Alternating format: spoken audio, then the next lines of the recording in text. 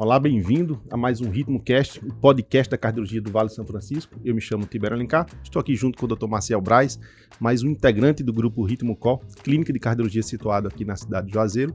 Hoje a gente está no segundo episódio do RitmoCast. O primeiro episódio foi mais para fazer sua apresentação, seu propósito, sua intenção, a intenção de aproximar o público em geral, o público de Juazeiro, o público de Petrolina, enfim, o público do Vale do São Francisco. Outra informação é que esse estudo do RitmoCast é um estudo temporário, o estudo definitivo está em fase de conclusão, então logo a gente vai estar lá, num lugar mais amplo, onde caberá mais pessoas, onde a gente vai chamar colegas de outras especialidades, ou até mesmo de outras áreas da medicina, fora da medicina, que se entrelacem com ela.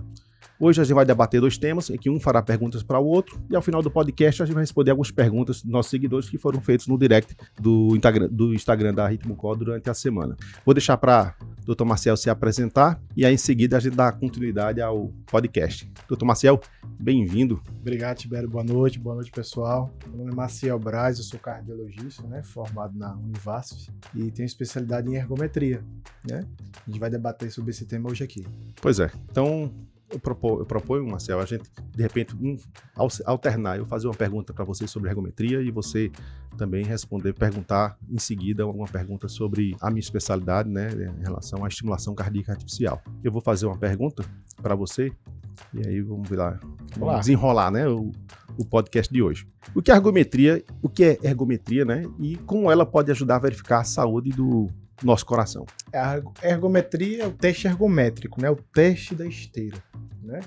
Então, na ergometria, a gente pode avaliar o coração de diversas formas, através do ritmo do coração, através dos sintomas que o paciente vai apresentar durante aquele exame, E a gente consegue ter várias respostas, durante esse exame, principalmente no que diz respeito aos sintomas do paciente. A gente tem esse diálogo durante o exame, o paciente vai estar sendo monitorizado naquele momento pelo profissional da cardiologia e a gente consegue ter várias informações. Mais para frente eu vou dar mais detalhes sobre esse exame, Tibério. Ok. Então, e você, nosso arritmologista, um orgulho ter um arritmologista, na RitmoCall. É como você disse agora há pouco. Você fica mais tranquilo em ter um arritmologista do lado se eu tiver alguma arritmia. Mas se eu ser um desfibrilador, não posso fazer muita coisa, não. Mas como é a vida diária de alguém que tem um desfibrilador, que tem um marca-passo? É diferente da vida de quem não tem esse aparelho, Tibério? Não é a vida. A ideia de se implantar um marca-passo é, de fato, deixar que ele tenha uma vida normal como tinha antes do implante marca-passo. Na verdade, quando a pessoa se implanta um dispositivo eletrônico, que é o marca-passo, inclusive esse aparelho aqui, que seria o gerador do marca-passo, ele gera os impulsos elétricos para o coração, porque o paciente ele tem algum distúrbio de elétrico, distúrbio de alteração do sistema de condução elétrica do coração, e aí o batimento ele pode cair muito, dando sintomas para esse paciente, ou seja, sintomas de cansaço, de fraqueza, de sensação de desmaio ou até mesmo desmaio. Então, o marca-passo para esses pacientes, através desse fio aqui, que é o eletrodo, quando ele é conectado ao gerador, a ideia dele é o impulso elétrico que é gerado dentro dele, passar pelo fio e lá no músculo cardíaco, ele estimular o coração no batimento que a gente deixa programado, ou seja, aquele batimento que estava lá embaixo, provocando esses sintomas, com o marca-passo, a gente vai corrigir esse distúrbio elétrico, deixando um batimento do coração, uma frequência, no valor que cesse todos esses sintomas. Então, esse paciente que ganha o marca-passo é justamente para dar a qualidade de vida que ele tinha antes de apresentar esses sintomas, certo? Então, com algumas ressalvas, o paciente vai ter uma vida completamente normal. Lógico, ele vai praticar uma atividade física, se for uma pessoa jovem, uma atividade física com até um atleta amador, sabe? Ou um esporte. Então, tem que ter certos cuidados, já que se trata de um esporte de contato, você pode machucar no local do marca-passo. Então, assim, algumas ressalvas, você tem uma vida praticamente normal. Mas existe uma idade mínima para alguém botar o marca-passo, uma idade máxima? Existe isso na prática, assim? Não, todas as faixas etárias, do recém-nascido a uma pessoa que tem 100 anos, podem receber o implante de marca-passo. Lógico que existe uma faixa etária que realmente tem mais indicação, que é a faixa etária dos idosos. Então, Isso pelo próprio envelhecimento natural do coração. Então, esses pacientes têm uma tendência a ganhar mais marca-passo, né, implantes, do que outras faixas etárias. Outra pergunta que eu vou fazer para você é: quem são as pessoas que mais se beneficiam de um teste da esteira e por que eles se beneficiam? As pessoas que mais se beneficiam são aquelas que têm algum sintoma que possa, de alguma forma, ter relação com o coração. Né? Uma dor no peito, um cansaço, uma tontura, um desmaio. Né? Não necessariamente uma pessoa doente do coração, né? Mas, por exemplo, um atleta de um grande atleta, né? Um triatleta, que nós temos vários exemplos, às vezes ele, durante a prova, tem uma tontura, né? Uma visão turva, sensação de desmaio. Então, essas pessoas que têm qualquer sintoma que possa estar relacionado com o coração, essas pessoas vão ser mais beneficiadas. Né? Entendi. E o teste ergométrico, quanto tempo, como é que ele funciona e quanto tempo ele dura, todo o exame? Entendi. Geralmente o teste ergométrico a gente monitoriza o paciente, né? A atividade elétrica do paciente sai na tela do computador e a gente aciona a esteira começa a desligar, essas esteiras de academia mesmo, sabe?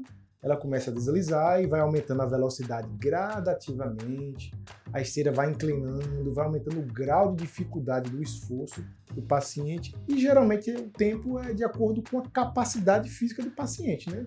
Tem pacientes que são sedentários, que não têm costume de fazer atividade, eles demoram pouco tempo, 4, 5, 6 minutos durante o teste, né? Mas já aqueles que fazem suas atividades, eles costumam ficar 8, 10, 12 minutos na esteira, mas geralmente o tempo médio é de 8 a 10 minutos. A gente vai avaliando a atividade elétrica, né, desse paciente durante todo o exame. Tibério, quais são os esportes? A pessoa pode praticar qualquer esporte? Tem que ter algum cuidado na hora de fazer esse esporte? O que é que você pode nos orientar nesse sentido aí, Tibério? Pronto, eu vou responder essa pergunta com alguns exemplos. Isso há alguns anos, eu não lembro exatamente em que ano foi isso. Eu lembro que estava assistindo isso no Jornal Nacional. Um jovem que estava participando da maratona do Rio de Janeiro e ele estava, inclusive, ele estava próximo de terminar a maratona e ele estava próximo, inclusive, das ambulâncias que ficam, né, durante o trajeto da maratona. E esse jovem, ele teve uma parada cardiorrespiratória, então ele caiu e teve uma parada cardiorrespiratória, como estava muito próximo da ambulância, e aí chegaram lá, reanimaram essa pessoa, foi levado para o hospital pela ambulância, e lá perceberam que ele tinha uma doença chamada cardiopatia hipertrófica, que é muito comum, na verdade não é que seja, é comum relativamente, e a doença que dá mais nos atletas, né? E aí foi reanimado, viram que ele tinha a cardiopatia hipertrófica, ele ganhou um desfibrilador cardíaco, que é isso aqui, certo? Ou seja, qual a ideia desse desfibrilador? Ele é parecido com o marca-passo, né? Ele é maior, né? Ele tem um capacitor, então precisa de mais energia. E esse desfibrilador, na verdade, um cardiofibrilador, ele faz a função daquele desfibrilador externo, que eu até falei no primeiro episódio. Então, o paciente tem uma arritmia maligna, ele identifica o CDI, né? Cardiofibrilador interno, CDI, ele identifica aquela arritmia maligna e choca através desse mesmo eletrodo que fica lá dentro do coração, que vai do gerador, né, até lá no músculo cardíaco. E então esse paciente, essa pessoa que teve a parada cardíaca durante a maratona, identificaram a doença cardiopatia hipertrófica e ele ganhou o CDI. Então ele estava seguro. No caso, o CDI dele teve uma indicação secundária à morte súbita que ele teve. Então, caso ele tenha um novo evento, o CDI vai e trata aquela arritmia maligna, tirando ele de uma morte súbita, certo? E aí, ele no outro ano, né, no ano seguinte, estava lá correndo a maratona do Rio de Janeiro de novo. Então, é um cara que, né, apesar de ter tido a morte súbita no ano anterior, foi tratado, não saiu com sequelas neurológicas após a morte súbita abortada, e estava lá. Outros 2 exemplos que eu posso dizer são os jogadores da Copa do Mundo do ano passado, que tinham 2 jogadores que tiveram morte súbita no campo, antes da Copa do Mundo, e aí eles ganharam o CDI, inclusive um deles também era cardiopatia hipertrófica, e eles estavam jogando a Copa do Mundo. Então, atletas de alto rendimento. Alguns deles, eles até usam uma couraça com uma proteção, porque como é um esporte de contato, então, né, uma cotovelada pode machucar, pode formar um hematoma, esse hematoma pode infectar e você perder todo o dispositivo. Mas é como eu falei, você pode praticar as atividades físicas, não pode se pegar muito peso, né? Mas dá para praticar com algumas ressalvas. Maravilha. Legal, gostei. É. Exemplos bons da vida real, né? Que a gente acompanha, né? Mas assim, Tibério, isso é um dispositivo, né? Com certeza isso aí deve ter alguma bateria, um gerador, isso precisa ser trocado. Qual é a vida útil desse aparelho, assim? Dessa bateria, desse gerador? Exato. O marca-passo, né? O gerador do marca-passo, o que compõe? O gerador, né? E o eletrodo. Ou às vezes 2 eletrodos. Ou às vezes pode ser 3 eletrodos, considerando que é o ressincronizador cardíaco, que é um tipo de marca-passo específico para tratar a insuficiência cardíaca. Então o gerador, ele, como o próprio nome diz, ele gera impulsos elétricos, que esses impulsos vão ser levados para o coração através do eletrodo cardíaco, né, para estimular o coração no batimento desejado, né, melhorando os sintomas do paciente, né, que tais sintomas que podem levar inclusive à morte súbita. E aí, esse gerador, você está sempre eliminando impulsos elétricos a vida toda. Então, ele realmente tem uma vida útil. Essa bateria vai diminuindo. Um gerador de marca-passo, ele pode durar em média aí 9 anos, então pode ser um pouco menos, um pouco mais. Tem pacientes que têm 12 anos de marca-passo. Então, esses geradores, eles vão ser trocados num determinado tempo. Normalmente, o do CDI, ele dura um pouco menos.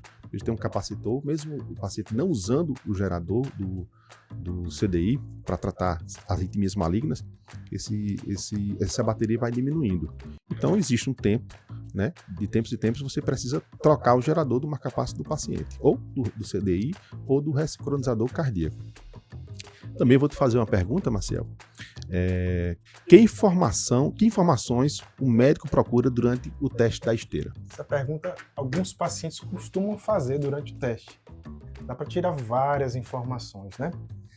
Durante o esforço, o coração está sendo estressado, né, de uma certa forma, então ele pode nos dar várias respostas. Ele pode desenvolver uma arritmia, né, durante o esforço, que a gente pode detectar, né, durante a avaliação.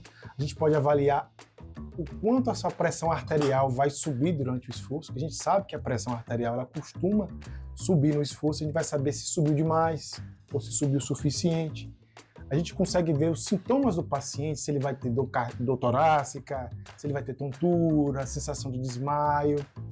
A gente consegue ver a aptidão cardiorrespiratória, se o paciente está com a capacidade cardiopulmonar fraca, regular, excelente, entre outras muitas informações, né?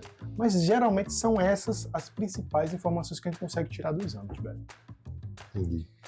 E aí, Tibério, durante a semana a gente conseguiu coletar algumas perguntas dos nossos seguidores, né? E aí eu gravei aqui uma pergunta. Muita gente tá jogando o tempo todo ali perguntas no direct da Ritmo Call, né? Do Instagram. Que bom, graças a Deus, né? E aí, durante a semana, eu vi uma pergunta aqui curiosa do seu José Brito. Obrigado, seu José Brito, pela pergunta. Aí ele perguntou assim, qual a importância do acompanhamento regular para pacientes com esses dispositivos? Pronto, eu falei um pouquinho, né, na pergunta anterior, e realmente existe. Então, é um aparelho, é uma revisão do carro, né? Eu gosto de dizer isso para o paciente. Olha, você está fazendo uma revisão do seu carro. E o marca-passo, ele realmente tem que ser avaliado regularmente, né, para você avaliar o gerador, avaliar como é que está o eletrodo ou os eletrodos, certo? A bateria. Inclusive, o próprio marca-passo, ele registra certos tipos de arritmia que você pode tratar, né? Então, o gerador serve, a avaliação do marca-passo serve para avaliar a bateria, para avaliar a integridade do próprio gerador, avaliar a integridade dos eletrodos e também fazer registros e avaliar os registros das arritmias. Então, normalmente a gente orienta os pacientes a fazer semestral essa avaliação. Então, a avaliação é feita no consultório médico, existem programadores dos marca-passos e com esse programador, você vai puxar todas as informações do marca-passo para esse programador, que é uma tela ali, uma tela de computador, e você vai avaliar todas as informações que eu já falei, entendeu? Então, é muito importante que esses pacientes façam, de fato, a avaliação semestral para não, de repente, não serem pegos de surpresa, né, diante de uma bateria que está acabando e o paciente não sabe. Eu tenho alguns casos, eventualmente a gente pega, né, de pacientes que fizeram o implante de marca-passo e sumiram. Então aí 8 anos depois ele aparece numa emergência porque o gerador acabou e aí começa a ter os mesmos sintomas que tinham antigamente. Alguns desses, se eles serem dependentes do marca-passo, eles podem até, quando a bateria acabar, eles podem ter uma morte súbita. Então essa é a importância, evitar, né, essas surpresas que ao final da bateria podem provocar. Eu também tenho um imã aqui dentro. Eu também coletei, né, uma informação, uma pergunta que foi feita no DirectV para Ana Lúcia essa semana. Ela fez uma pergunta para você, mais uma vez aí, obrigado, Ana Lúcia. E a gente vai tem outras perguntas que a gente vai responder nos próximos episódios. E Ana Lúcia, ela pergunta para você: existem riscos ao fazer um teste da esteira? Se sim, como é que eles são evitados, Maciel? Se o teste ergométrico, o teste da esteira, geralmente ele é muito seguro. Em um paciente que não tem uma doença cardíaca, se a gente for procurar na literatura, acontece alguma intercorrência, geralmente, em um paciente a cada 20 mil exames realizados. Então, assim, é muito difícil acontecer intercorrência, né? Tanto é que para a gente receber o alvará de funcionamento, a gente precisa ter equipamentos como desfibrilador, equipamentos para poder entubar um paciente se necessário, mas a gente nunca passou nem perto de utilizar, porque assim é muito raro isso acontecer. Então, repito, assim, a cada 20 mil exames, tem alguma alteração que não necessariamente é uma parada cardíaca, pode ser qualquer outra intercorrência.